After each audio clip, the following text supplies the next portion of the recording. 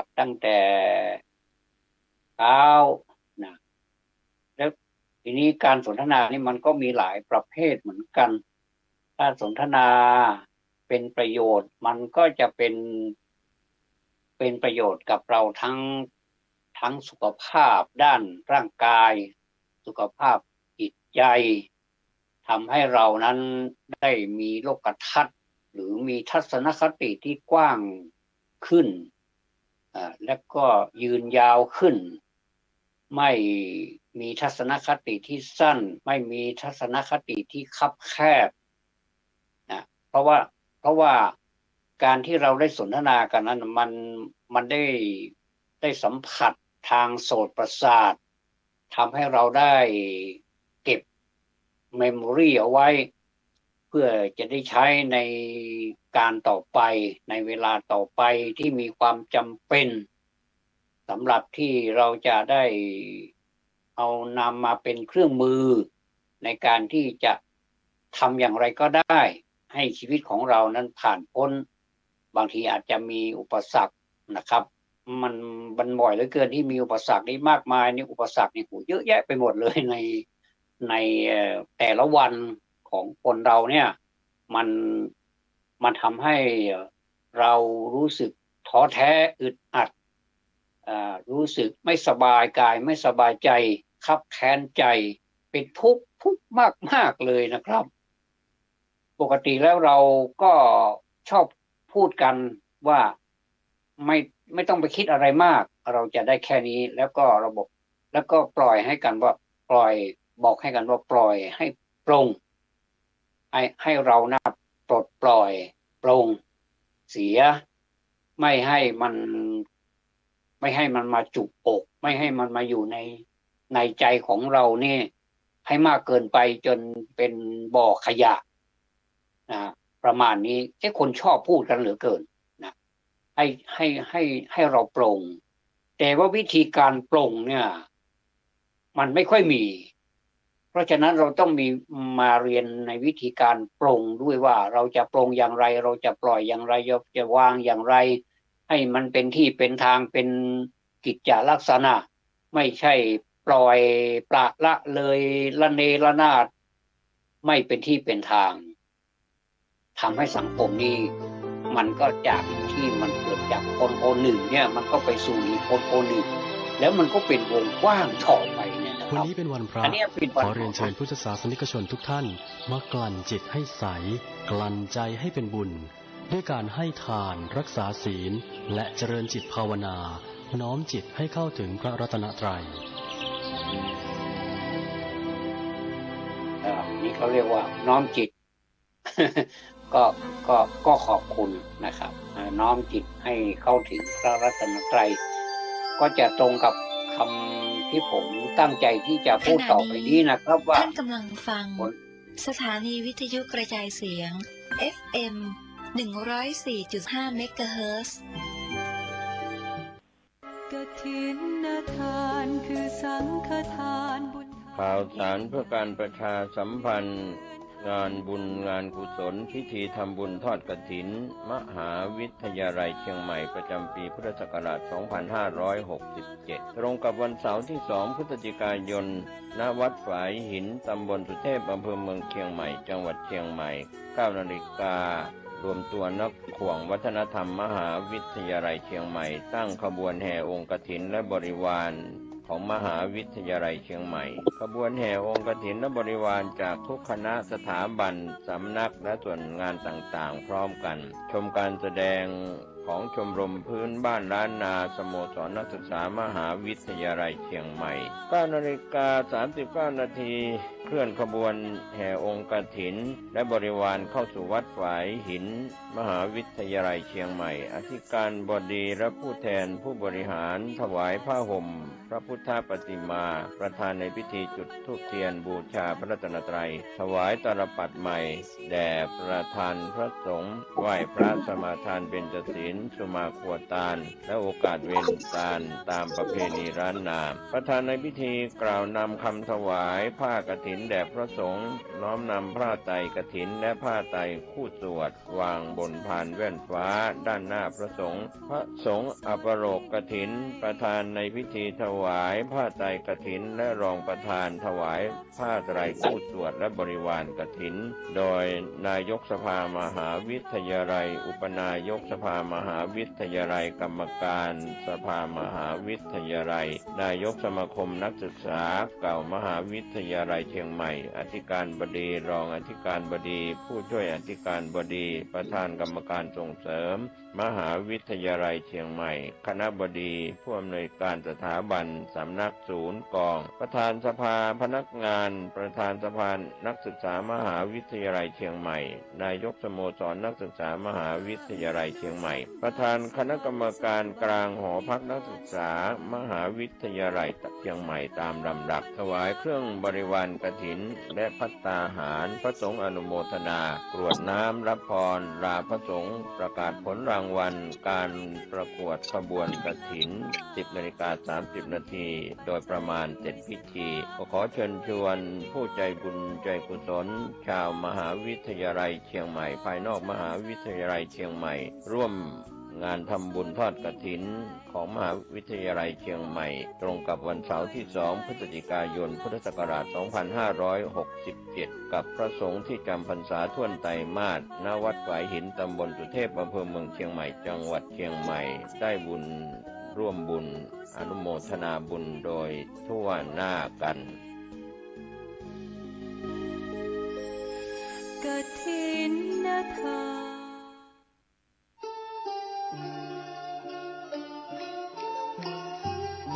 วัดพระสิงห์วรมหาวิหารร่วมกับโรงเรียนธรรมราชศึกษา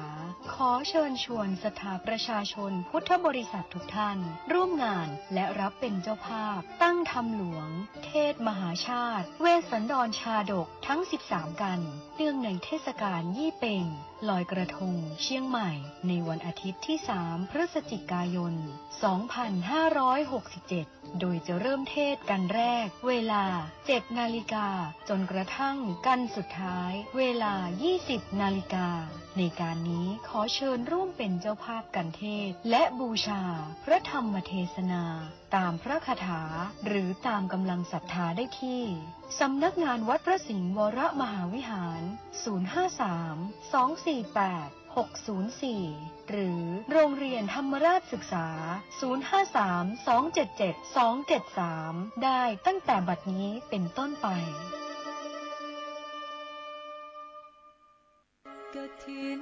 ทานคือสังฆทานบุญทานยิ่งใหญ่ขอเชิญชวนผู้ใจบุญใจกุศลร่วมเป็นเจ้าภาพทอดถวายกฐินสายสามัคคี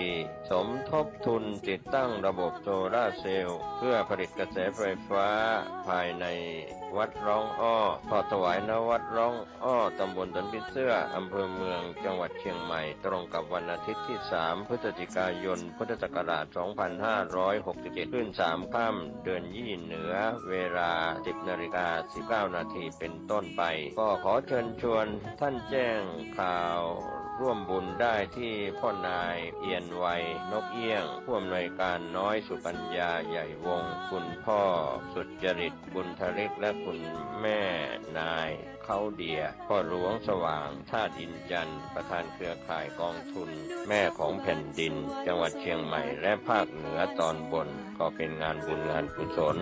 ร่วมเป็นเจ้าภาพทอดถวายกฐินสายสามัคคีของพระสงฆ์ที่จำพรรษาท่วนไตรมาสของวัดร้องอ้อตำบลสันติเสื้ออำเภอเมืองเชียงใหม่จังหวัดเชียงใหม่อาทิตย์ที่3พฤศจิกายน2567ได้บุญเอากล่องกันนะ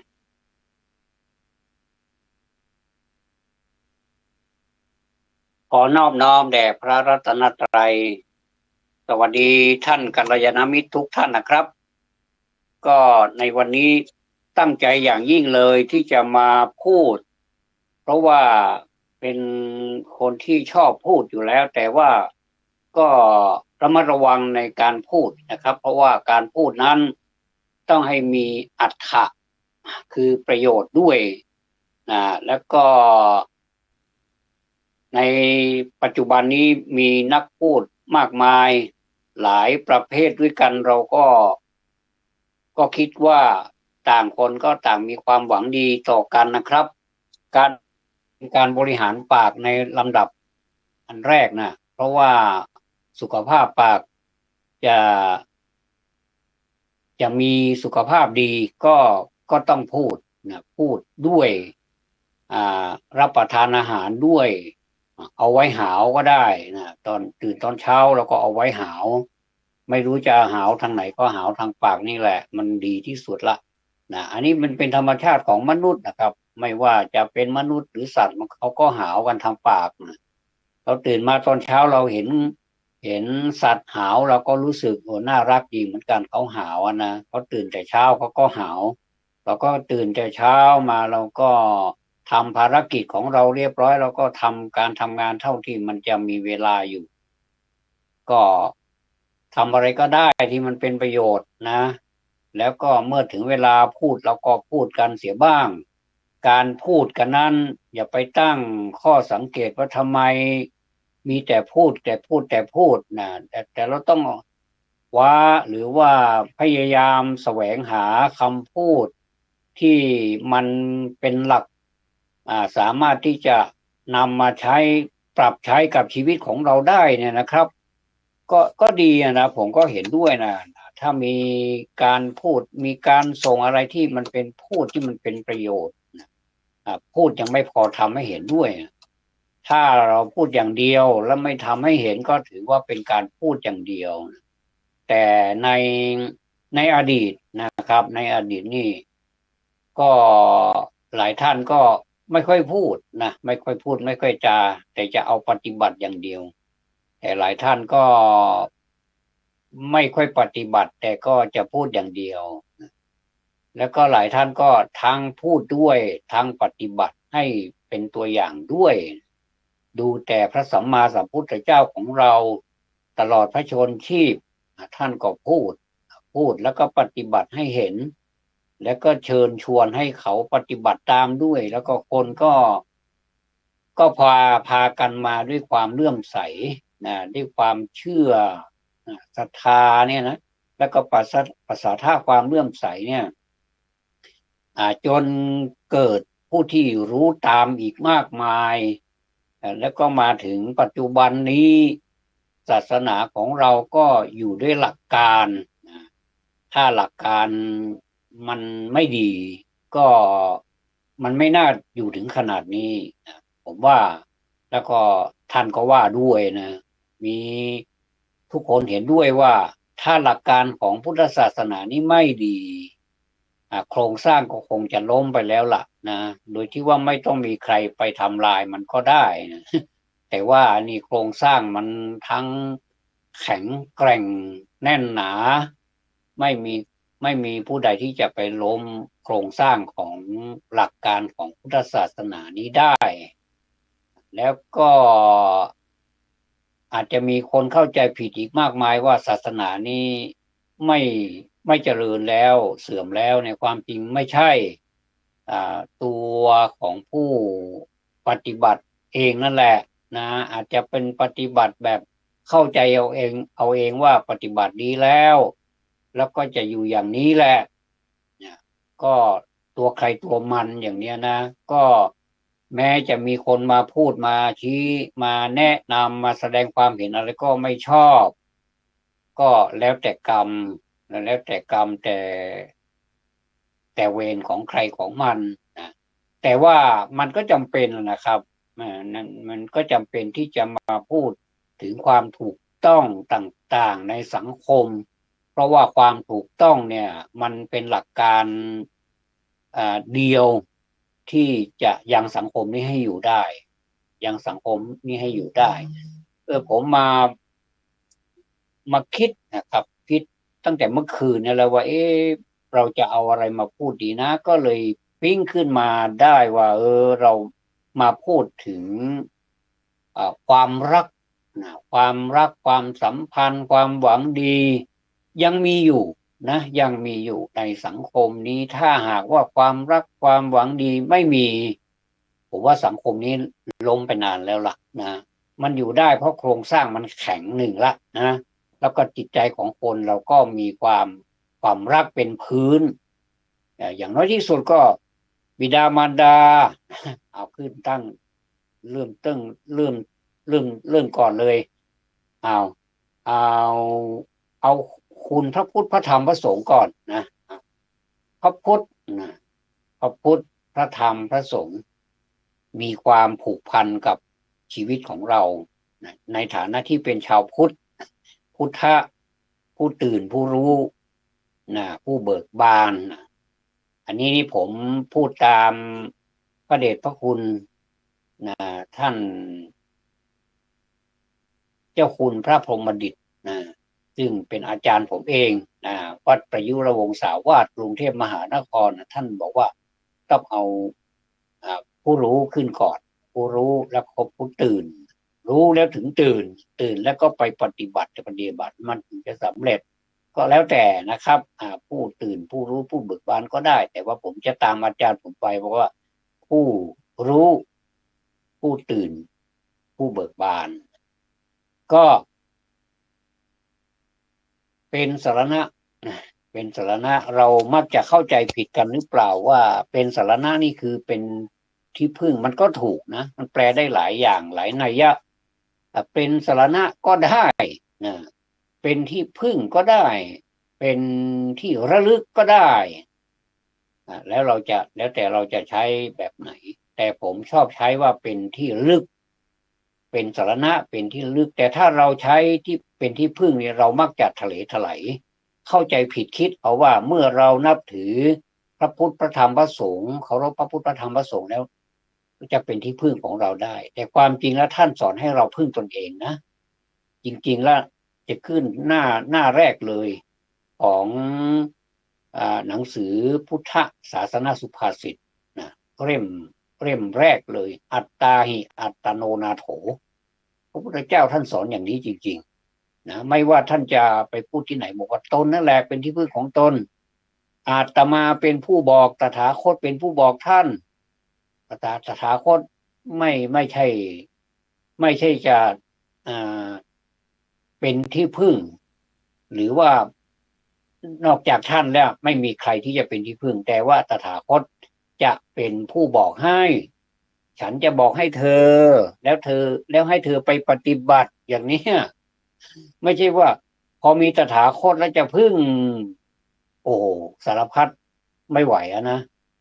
ไม่ไหวเพราะว่ามันก็ไม่ถูกหลักด้วยเพราะว่าโครงสร้างของพระพุทธศาสนานี้ไม่ใช่เป็นแบบนี้ไม่ใช่ว่าเมื่อมีพระพุทธพระธรรมพระสงฆ์แล้วก็ถือว่าเป็นที่พึ่งแล้วไม่โดยที่ว่าไม่ได้ทำคุณสมบัติอะไรสักอย่างไม่ได้ทำไม่ได้ปฏิบัติศีลไม่ได้ปฏิบัติทานไม่ได้ปฏิบัติภาวนาสมาธิคุณธรรมอะไรที่มันเป็นบวกเนี่ยได้เลยเนี่ยมันจะเป็นที่พึ่งได้อย่างไรเพราะฉะนั้นนี่เราก็ประเภทนี้อันตรายเหมือนกันประเภทนี้เข้าใจเอาเองว่าเมื่อเรามีพระพุทธรูปหรือว่าเรามีพระพุทธเจ้ามีพระธรรมมีพระสงฆ์แล้วไม่ต้องทำอะไรก็ได้เดี๋ยวท่านก็มาหาเองเดี๋ยวท่านก็เป็นที่พึ่งของเราเองเพราะเราเคารพนับถือท่านอย่างเนี้ยอันนี้นี่ในวงการสนทนาผู้รู้ทั้งหลายนี้มักจะพูดกันบ่อยๆแต่ว่าเมื่อคนเรามันไม่ได้ศึกษานะพูดถึงว่าคนที่ไม่ค่อยได้ติดตามอะไรขออภัยด้วยไม่ค่อยได้ติดตามอะไรเนี่ยมันก็เลยเข้าใจเอาแค่นั้นว่าพระพุทธพระธรรมพระสงฆ์เป็นที่พึ่งแต่ความจริงแล้วพระพุทธเจ้านี่ท่านรักคนทั้งโลกแหละนะท่านรักคนทั้งโลกแต่ว่าคนทั้งโลกนี้จะรักท่านหรือเปล่าไม่ทราบนะอาจจะรักบ้างไม่รักบ้างอาจจะไปผิดหวังว่าทำไมเรานับถือศาสนานี้แล้วทำไมไม่หาที่พึ่งไม่ได้เนี่ยแต่ความจริงแล้วเราเข้าใจผิดนะพูดอย่างนี้เข้าใจผิดเพราะว่าอย่างที่พูดไปเมื่อกี้นี้นะครับว่าตถาคตเป็นเพียงแต่ผู้บอกแต่เธอนั่นแหละเป็นผู้ปฏิบัติไม่ใช่ตถาคตเป็นผู้บอกด้วยและเป็นที่พึ่งแล้วก็สารพัดนี่มันไม่ใช่นะเพราะฉะนั้นนี่พระพุทธศาสนานี่ก็เป็นที่รักของเรานะศาสนาอื่นเขาก็เป็นที่รักของเขาเป็นมีศาสดาของเขาก็ ก็ว่ากันไปใครจะนับถือศาสนาอะไรเพียงขอแต่เพียงอย่าได้เบียดเบียนกันอย่าได้บ่อนทำร้ายอย่าได้บ่อนทำลายกันเหมือนในสมัยพุทธกาลมีพวกเดรัจฉีมาใส่ร้ายพระพุทธองค์มาใส่ร้ายพระสงฆ์มากมายเห็นคนเห็นที่ผู้ปฏิบัติดีปฏิบัติชอบมีลาภสักการะมากมีคนเคารพนับถือมากอะไรเนี่ยประมาณเนี้ยเขาก็อิจฉานะอิจฉาตาร้อนมากเลยเราก็อยากจะพบเหมือนกันเราจะจัดการเหมือนกันพวกนี้นะแต่พุทธเจ้าท่านใช้เขาเรียกว่าท่านเรียกว่าพลังพุทธานุภาพนะใช้ความเมตตาเข้าไปโปรด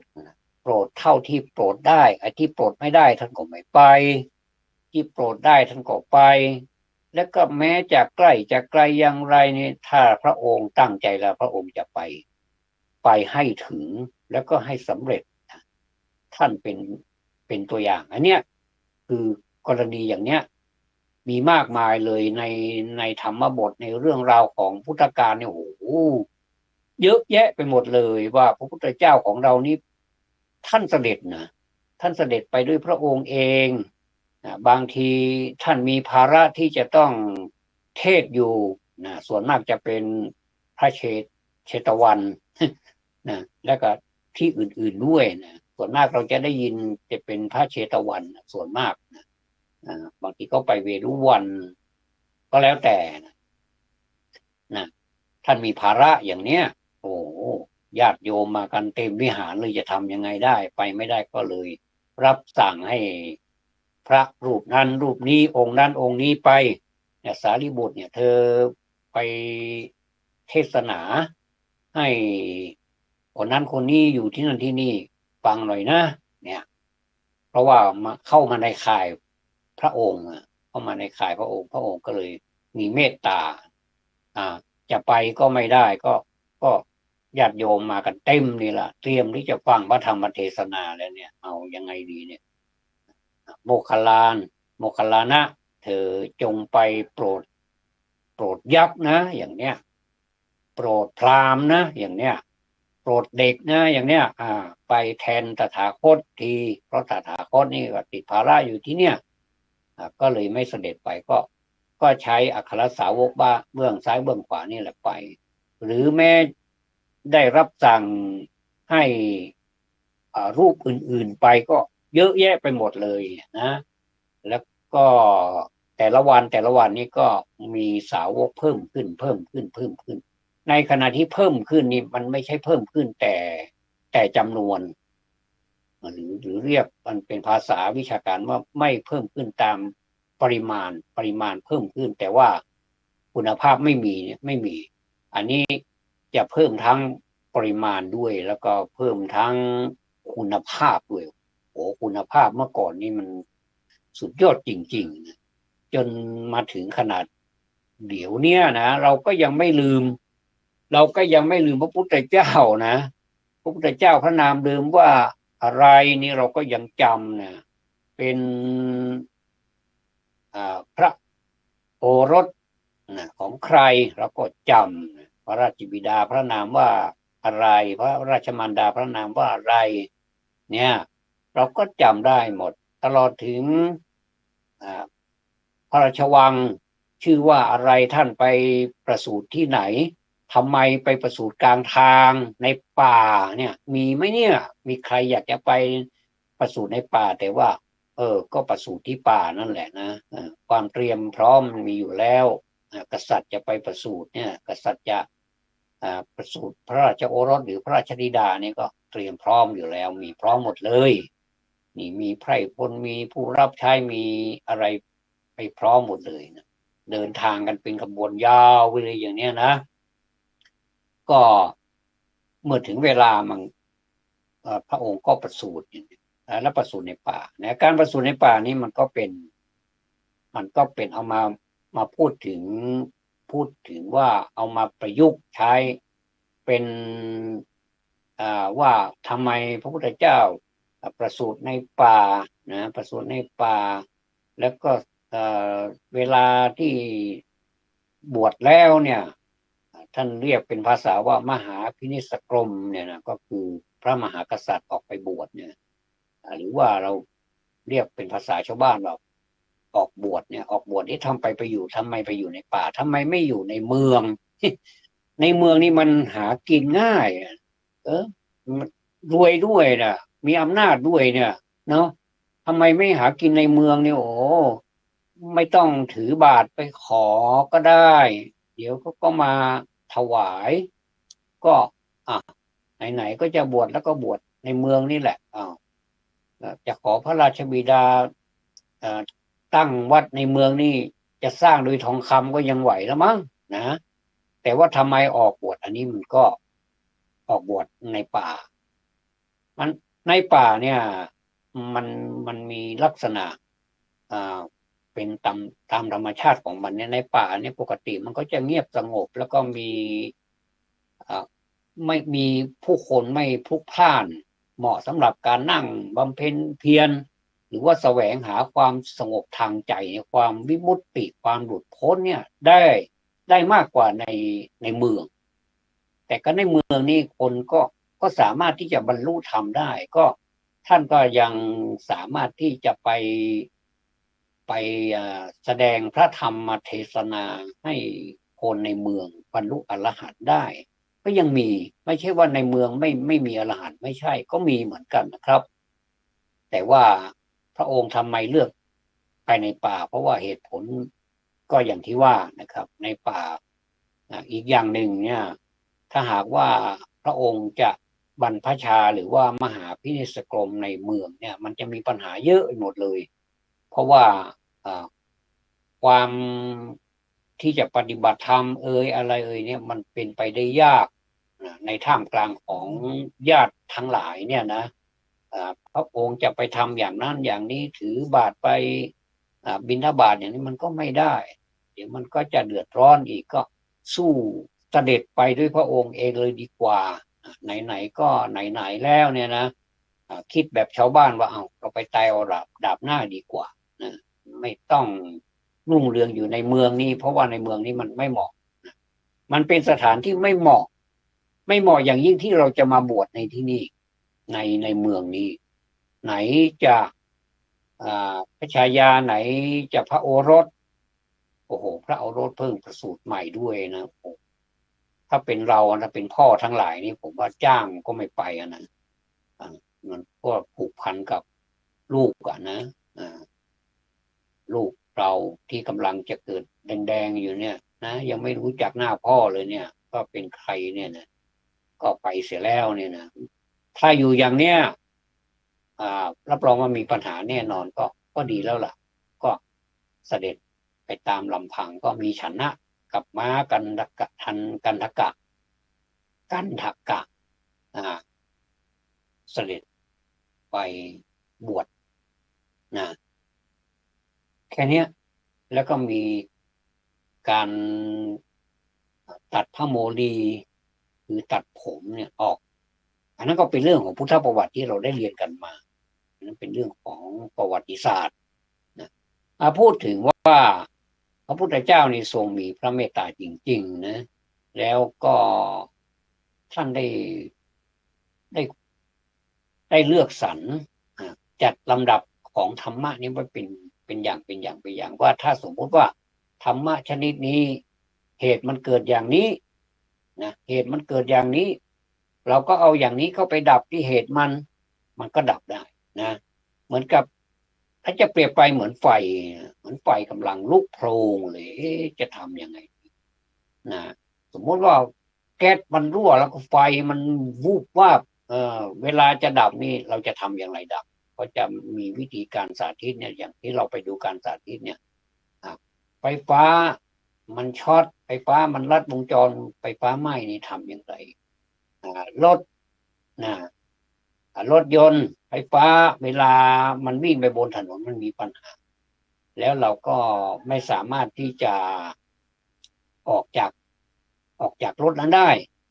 เพราะเราก็กลัวตายเหมือนกันว่าเราจะทำอย่างไรจะออกจากรถได้มาดูไลน์ตอนเช้านี้ก็ดีนะการดูไลน์นี่ก็แบ่งปันกันดีเหมือนกัน บอกว่ามีวิธีการตัดเบลต์เนี่ยเบลต์ที่เราผูกเนี่ยที่เราคาดเข็มแค่คาดเข็มขัดนิรภัยนี่เรียกว่าเบลต์นะเนาะก็มันติดอยู่ในเนี่ยเราก็จะแกะก็ไม่ได้เนี่ยมันเป็นระบบไฟฟ้าเนี่ยก็จะมีเครื่องมือเนี่ยนิดเดียวเองนะครับ เอาแค่ปากกาเนี่ยแค่ช่วงของปากกานี่ก็ขนาดของมันก็จะใหญ่กว่าปากกานี้หน่อยหนึ่งก็ประมาณหัวนิ้วมือนะแต่ยาวก็ประมาณปากกานี่แหละนะประมาณ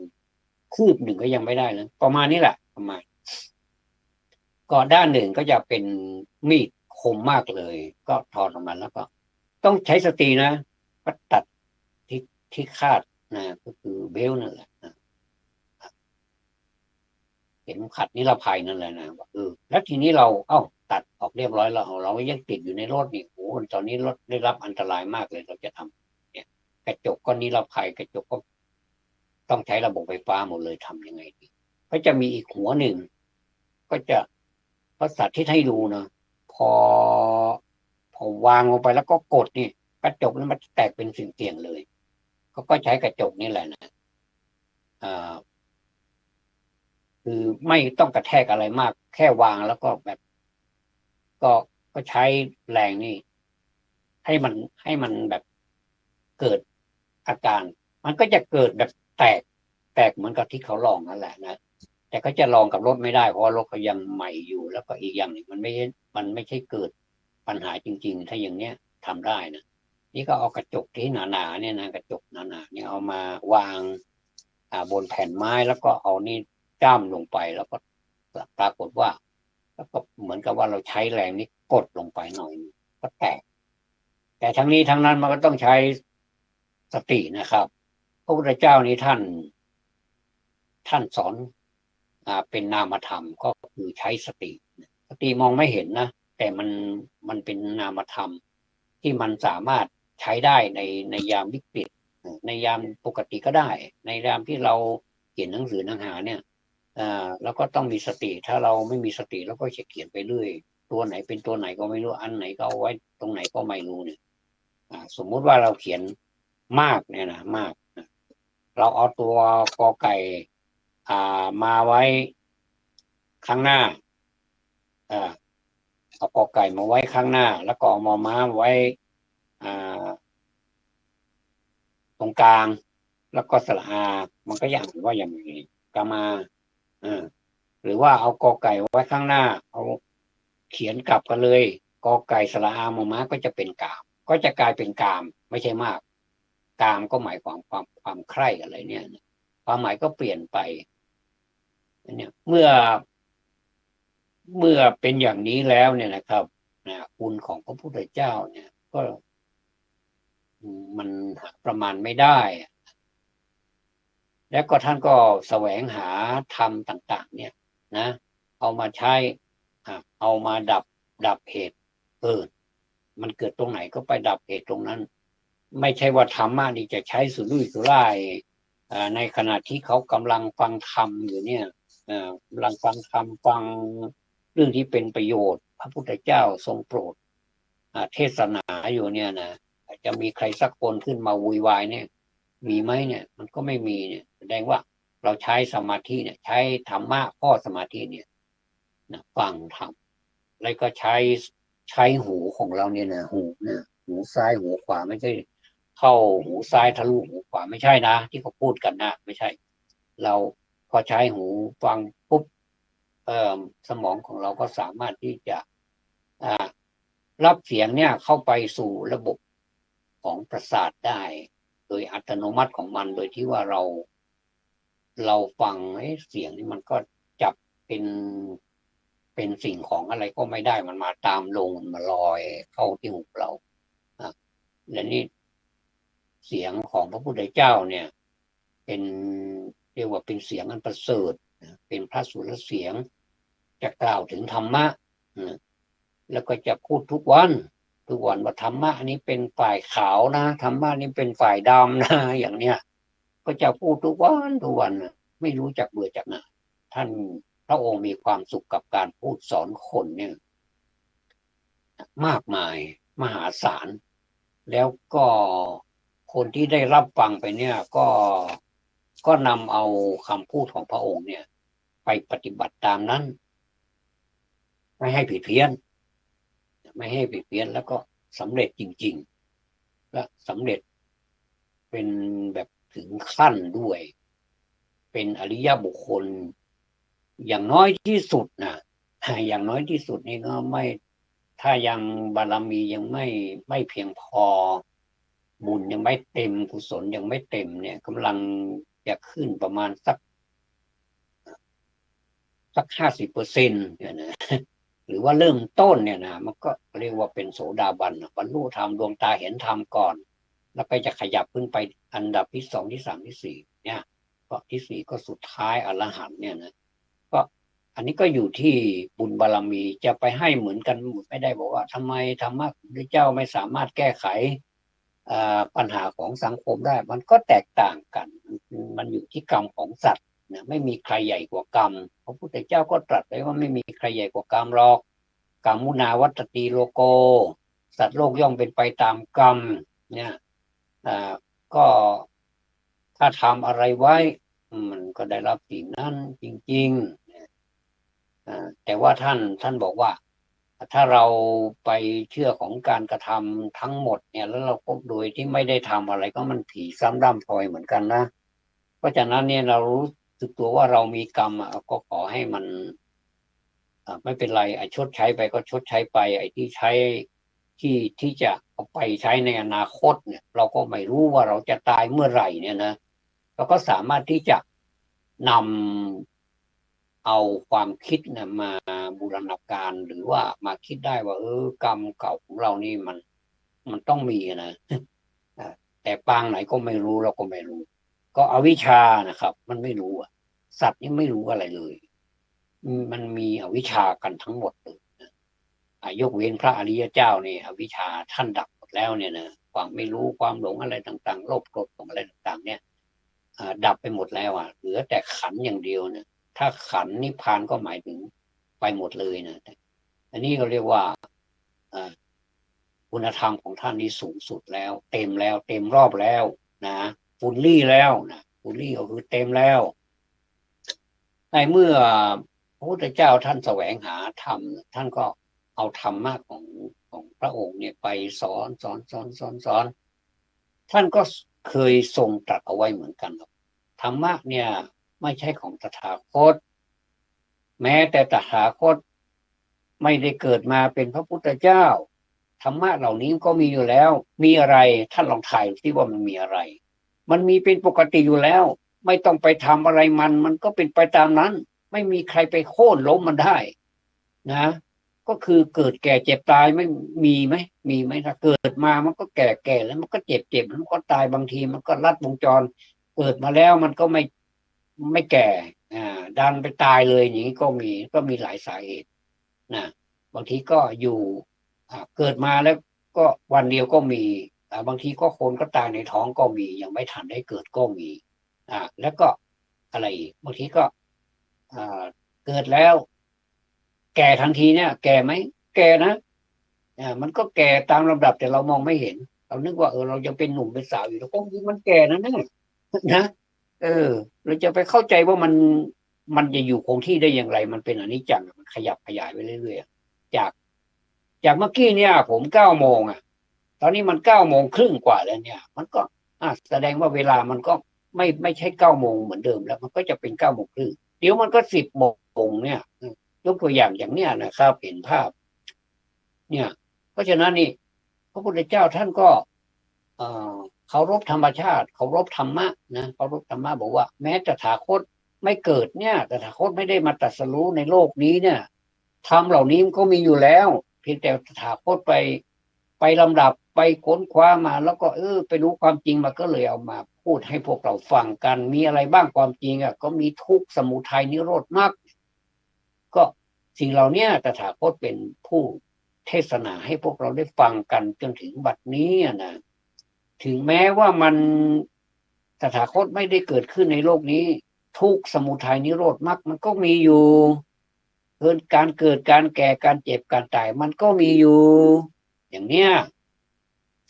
ไม่มีใครที่จะไปฝืนมันได้ แม้แต่สิ่งของเครื่องใช้อะไรต่างๆที่มันโอ้คงทนมากเลยเป็นเหล็กเป็นแท่งเป็นอะไรเป็นแบบว่าโอ้ไม่มีที่มันจะคงสภาพอยู่มันก็ยังมีการเปลี่ยนแปลงไปตามสภาพเนี่ยอันนี้เป็นคำสอนดั้งเดิมตั้งแต่มานานมาแล้วนะครับเราอย่าลืมไปนะว่าพระพุทธเจ้าตรัสอย่างนี้จริงๆแล้วมีคนเอามาพูดแล้วก็ต้องให้ความเป็นธรรมกับท่านด้วยนะว่าเวลาท่านพูดบางทีมันก็ตรงเกินไปเนี่ยเราก็ต้องรับได้เราก็ต้องแยกแยะออกว่าอะไรเป็นอะไรนี่ผมก็ให้กำลังใจทุกท่านนะเวลามีคนมาพูดให้รู้ความจริงเนี่ยน่าจะยินดีด้วยนะน่าจะยินดีเงี่ยหูฟังสักหน่อยสดับตรับฟังให้เข้าใจสักหน่อยก่อนนะอย่าไปน้ำเต็มแก้วสินะน้ำมันต้องแบบมันต้องพร่องบ้างนะแต่ถ้าเราแบบมาแบบเทน้ำในแก้วหมดเรายิ่งดีเลยแต่มันเดี๋ยวมันไม่มีจะดื่มอีกมันก็เอาไว้สักหน่อยเอาไว้จิบนะแล้วก็พร้อมรองรับที่น้ำที่เขาจะมาเติมให้เราใหม่เนี่ยอย่างเต็มที่เนี่ยอันเนี้ยเหมือนกับเป็นน้ำพร่องแก้วถ้าเวลาเราฟังอะไรนี่เราก็น้ำอย่าให้มันเต็มแก้วมันเวลาใส่อะไรลงไปมันก็ล้นไอ้ที่ส่วนที่ล้นมันก็ไม่ได้ดื่มมันก็ไหลไปที่อื่นซะอย่างนี้นะครับอันนี้พระธรรมก็มีพระคุณเป็นเนื่องจากว่าเป็นคำสั่งสอนของพระพุทธเจ้าก็ต่อเนื่องมาจากพุทธเจ้าพระธรรมพระพุทธพระธรรมแล้วนี่มาถึงพระสงฆ์ก็เป็นสาวกแปลว่าผู้ฟังไม่ใช่สมุดอย่างที่ว่ามาหลายครั้งแล้วนะสาวกนี่คือผู้ฟังใครจะเป็นสาวกใครเนี่ยก็ไปศึกษาเอาเองว่าท่านเป็นสาวกส่วนมากเราจะพระภิกษุสงฆ์ที่ท่านสดับตรับฟังพระธรรมเทศนาของพระผู้มีพระภาคเจ้าเนี่ยท่านเป็นสาวกก็ไปเป็นผู้ฟังแล้วไม่ใช่ฟังเปล่าๆนะไม่ใช่ฟังเปล่าๆแล้วก็สำเร็จเลยไม่มีอยากจะเห็นจังเลยไม่มีฟังแล้วมันก็มาคิดแล้วมันก็ทำแล้วมันก็สำเร็จนะส่วนจะสำเร็จมากน้อยนั้นก็อยู่ที่ความพยายามของแต่ละคนอีกนะครับอันนี้เราพูดถึงพระพุทธพระธรรมพระสงฆ์ไปแล้วโดยเฉพาะอย่างยิ่งนะเอาพระสงฆ์นี่หน่อยนึงพระสงฆ์นี่เมื่อฟังมาแล้วเข้าใจแล้วปฏิบัติโดยชอบแล้วเนี่ยทุกสิ่งทุกอย่างมีข้อแม้นะก็คือต้องโดยชอบนะถ้าไม่ชอบนี้ก็เป็นพระสงฆ์ไม่ได้นะก็จะเป็นพระสงฆ์ไปอย่างนั้นแหละนะเพราะฉะนั้นต้องระมัดระวังหน่อยว่าพระสงฆ์เนี่ยมีความชอบหรือยังถ้ายังไม่มีก็ช่วยกันตักเตือนลูกหลานใครก็ตักเตือนช่วยกันนะถ้าก็มีกระบวนการของสงฆ์อยู่แล้วครับตามหลักแล้วพระสงฆ์นี่ก็คือผู้ฟังแล้วปฏิบัติดีแล้วปฏิบัติโดยชอบด้วยนะวงเล็บโดยชอบไม่ใช่ไม่โดยชอบนะครับถ้าไม่โดยชอบนี่ไม่ใช่พระสงฆ์โดยชอบแล้วเมื่อรู้แล้วรู้ปริยัติแล้วปฏิบัติแล้วปฏิเวทแล้วเนี่ยก็เอามาโปรดญาติโยมเหมือนกับพระพุทธบิดาหรือพระพุทธเจ้าของเราท่านทรงโปรดสัตว์ทั้งโลกนี่แหละเราก็พระสงฆ์แล้วก็รับเอาธรรมปฏิบัติรับเอาธรรมของท่านมาปฏิบัติแล้วเราก็รู้สึกมันดีแล้วก็บอกต่อส่วนคนจะฟังหรือไม่ฟังก็อยู่ที่กรรมแต่เวรของแต่ละคนอีกว่าเขาจะรับได้แค่ไหนอย่างไรเขาเป็นน้ำเต็มแก้วไหมเป็นน้ำพร่องแก้วไหมมีคุณสมบัติที่พอจะรองรับเอาคำสอนไม่ใช่คำสอนของเรานะเป็นคำสอนของพุทธเจ้าเราไม่ได้คิดเอาเองเราไม่มีปัญญาหรอกไม่มีปัญญาไปคิดธรรมะมากมายขนาดนี้เราไม่มีแต่ว่าเราไปร่ำเรียนเอามานี่ก็ถือว่าโอ้วิเศษแล้วล่ะดีมากแล้วล่ะถ้ามาอย่างนั้นนี่ถ้าคนใบ้ล่ะถ้าคนหูหนวกล่ะจะทำยังไงเนี่ยแต่คนหูหนวกเขาก็เรียนธรรมะได้นะคนตาบอดเขาก็เรียนธรรมะได้นะมันก็เขาก็มีเครื่องมือของเขาเหมือนกันพูดถึงว่าถ้าเราไม่พร้อมทางด้านร่างกายเนี่ยมันก็ไม่สะดวกนะพูดถึงว่าเนี่ยมันไม่สะดวกเนี่ยเมื่อเรารู้แล้วเนี่ยพระสงฆ์รู้แล้วเนี่ยเอาตามคำแปลเลยเนี่ย รู้แล้วปฏิบัติแล้วดีแล้วเนี่ย ปฏิบัติดีโดยชอบเนี่ยนะแล้วเนี่ยก็ไปสอนคนอื่นที่เขายังไม่รู้ หรือว่าเขารู้แล้วยังไม่ชัดต้องการทราบสิ่งนั้นชัดเราก็ไปเทศนาให้เขาฟังมันมีอานิสงส์ของการฟังธรรมอยู่ข้อหนึ่งคือสิ่งใดเนี่ยที่เราฟังไม่ชัดที่คราวนี้เราฟังไม่ชัดเนี่ยเขาพูดอะไรนะถ้าท่านพูดอะไรนะอยู่บนธรรมะแต่ถ้าเราแต่พอดีเรานิสัยเสียเราก็โทรศัพท์มันดังขึ้นแล้วก็เลยลุกไปรับโทรศัพท์ข้างนอกวิหารเลยก็ไม่รู้เลยพอมาฟังอีกทีตั้งสัจจาธิษฐานไว้ว่าต่อไปเนี่ยในเวลาฟังธรรมเราจะปิดโทรศัพท์ไว้นะหรือว่าจะสั่นไว้ก็ได้เดี๋ยวฟังพระเทศเรียบร้อยเราค่อยจะไปตอบหรือว่าไปโทรศัพท์ตอบกลับไปทีหลังก็ได้แต่ถ้ามันด่วนจริงๆเราก็ลุกไปก็ได้เดี๋ยวว่าโอกาสยังมีถามคนที่อยู่ข้างๆคนที่อยู่ในนั้นน่ะว่าตอนนั้นท่านพูดอะไรบ้างตอนนั้นผมไม่อยู่ดิฉันไม่อยู่ดิฉันไปรับโทรศัพท์ข้างนอกมันเป็นงานด่วนอย่างเนี้ยนะเขาก็คงจะไม่แรงน้ำใจละมั้งนะแต่ถ้าคนข้างในนี่เขาก็ไม่ตั้งใจฟังอีกก็ไม่รู้จะไปพึ่งใครก็ต้องถามพระคุณเจ้าแล้วนะ ว่าพระคุณเจ้ามาถึงท่อนหนึ่งเนี่ยข้าพเจ้านี่ไม่ได้ยินเลยหรือว่าไม่ได้รับโทรศัพท์หรอกไม่ได้แต่ว่าไม่เสียงของท่านเนี่ยไม่ชัดเลยไม่เข้าใจก็เลยขอพระคุณเจ้านี่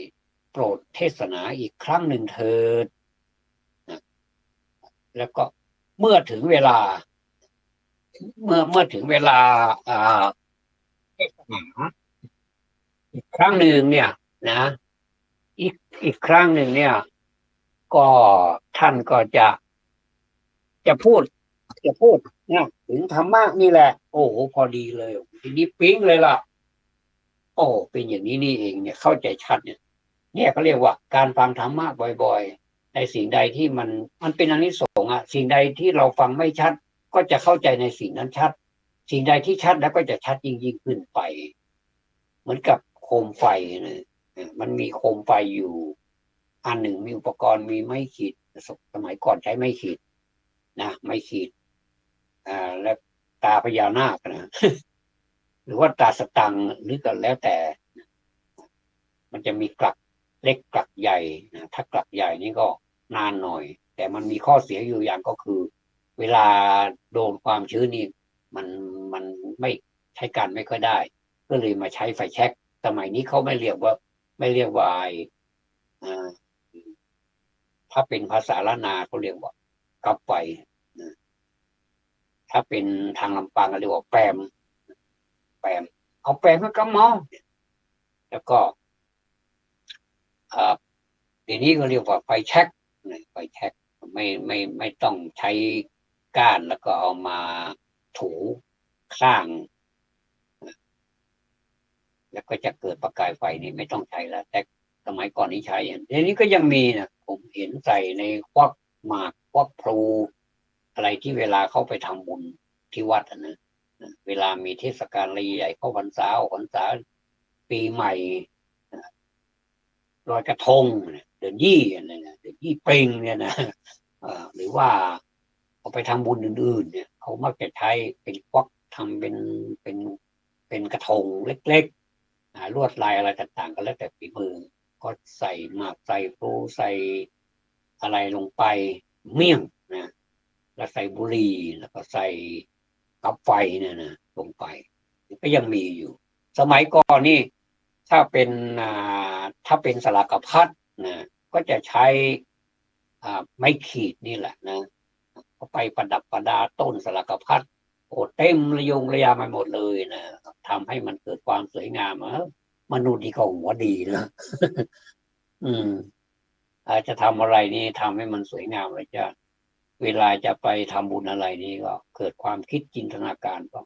ก็ถือว่าดีนะเรียกเป็นวัฒนธรรมอย่างหนึ่งจะพูดทะเลทลายนะไปขออภัยด้วยนะครับเอาละนี่เราพระพุทธพระธรรมพระสงฆ์นี่ก็ขอจบลงแค่นี้ก่อนนะ แต่ยังมีบิดามารดา บิดามารดานี่เป็นเพื่อนเรานะเป็นเพื่อนเรานะบิดามารดาเป็นที่รักของเรา บุตรธิดาก็เป็นที่รักของบิดามารดา บิดามารดาก็เป็นที่รักของธิดา อันนี้ผ่านแล้วนี่มีครูบาอาจารย์ครูบาอาจารย์นี่ทำไมท่านเป็นครูบาอาจารย์ท่านอยู่ๆก็เป็นครูบาอาจารย์เลยได้ไหมไม่ได้ก็ต้องมีลูกศิษย์มีลูกศิษย์เป็นครูก็ต้องสอนลูกศิษย์สอนชี้แนวทางให้การทำมาหากินอย่างนี้นะตัวหนังสือกอไก่เขียนอย่างนี้นะลูกนะ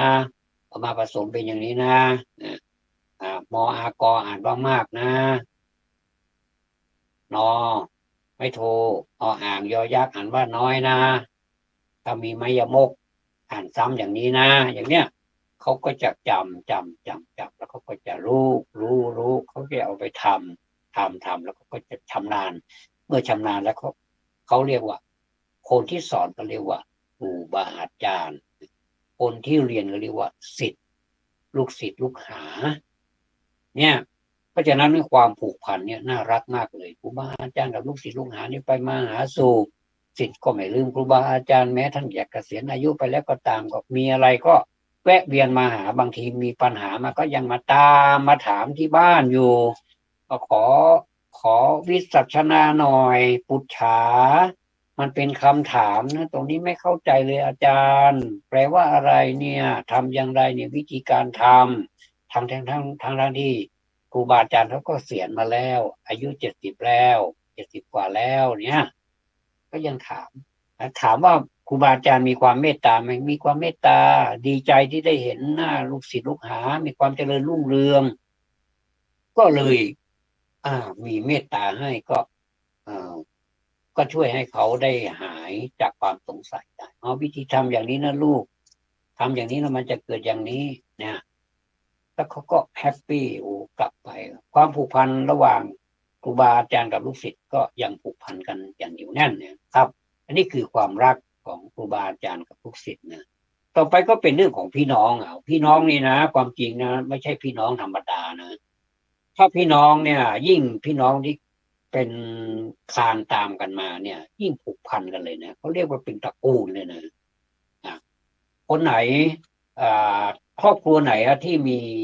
ผู้ชายมากๆมีลูกเป็นผู้ชายเนี่ยลูกชายมากๆเนี่ย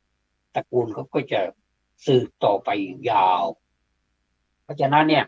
เวลาเราเห็นตระกูลเนี่ยมันทำไมมันเชื้อสายมันเยอะเหลือเกินไม่ว่าจะไปเมืองไหนจังหวัดไหนก็มีตระกูลเนี่ยนะก็แสดงว่าเขามีลูกชายเยอะนะส่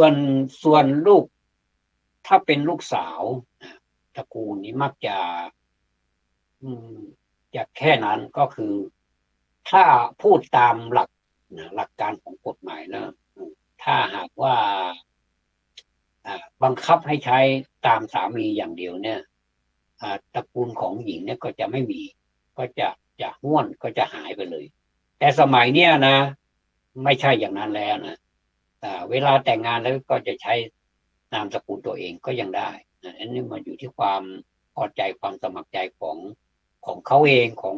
ฝ่ายหญิงเองก็เลยกลายเป็นว่าตระกูลก็ยังอยู่นะโดยที่ว่าเมื่อก่อนนี้ถ้าใครเกิดลูกชายดีใจมากเลยหนึ่งจะได้บวชสองจะได้สืบตระกูลจะได้มีนามสกุลให้สืบต่อไปอย่างเนี้ยแต่เดี๋ยวนี้ไม่แล้วนะครับ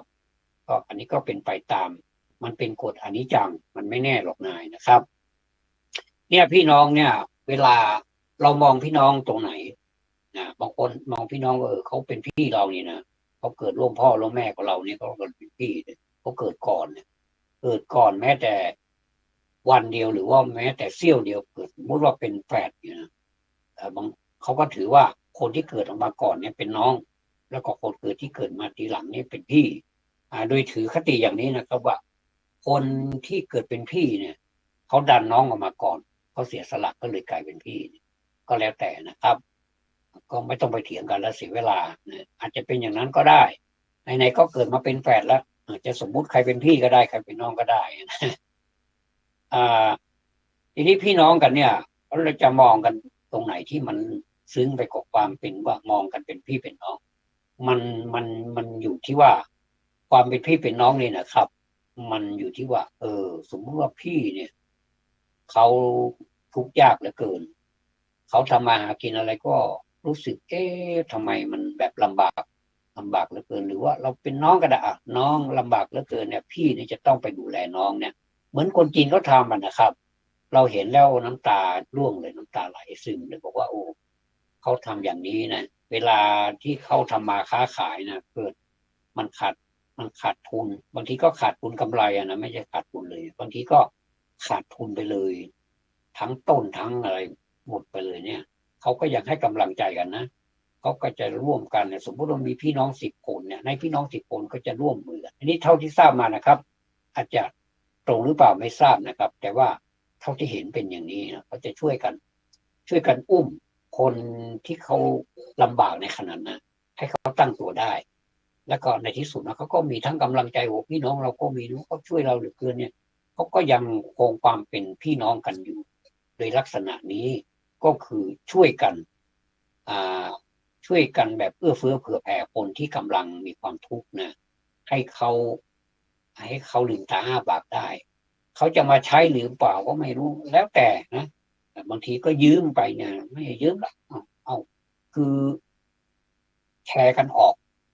นะหารกันระหว่างพี่น้อง10 คนเนี่ยมี1 คนนะในนั่นน่ะ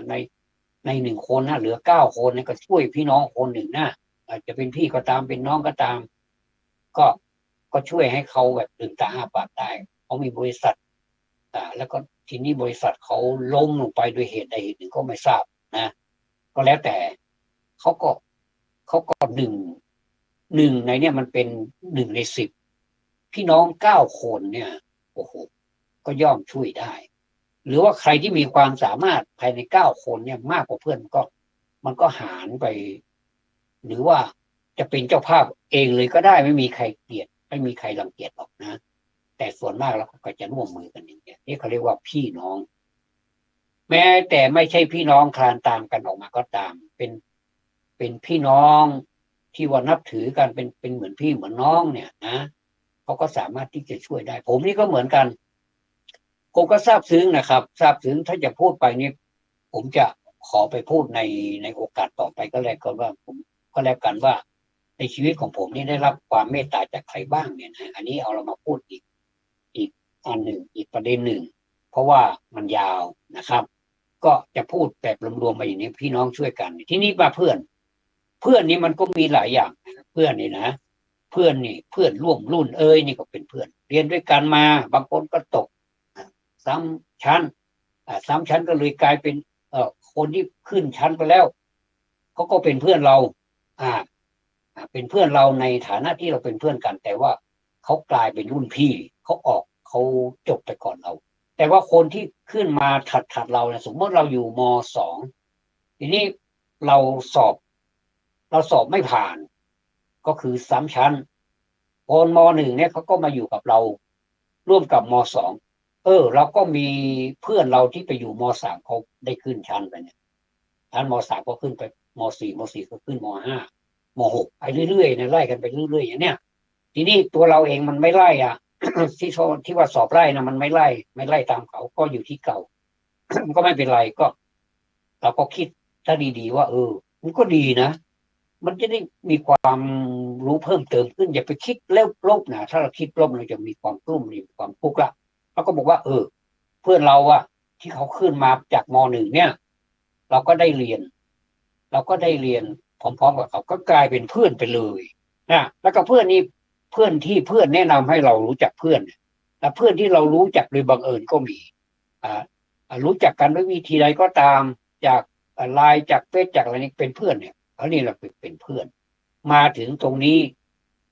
ถ้าจะพูดไปตามนาฬิกาผมหมดเวลาแต่ตอนที่เริ่มมารายการใหม่ๆก็รู้สึกว่ามันจะเลยเวลาก็อันนี้แสดงว่าถ้าผมซื่อตรงต่อตัวเองว่ามันเลยเวลาไป1 นาทีผมก็ถือว่า1 นาทีนี้ไปชดเชยตั้งแต่เริ่มรายการมาก็แล้วกันครับขอบพระคุณสำหรับการติดตามรับฟังครับธรรม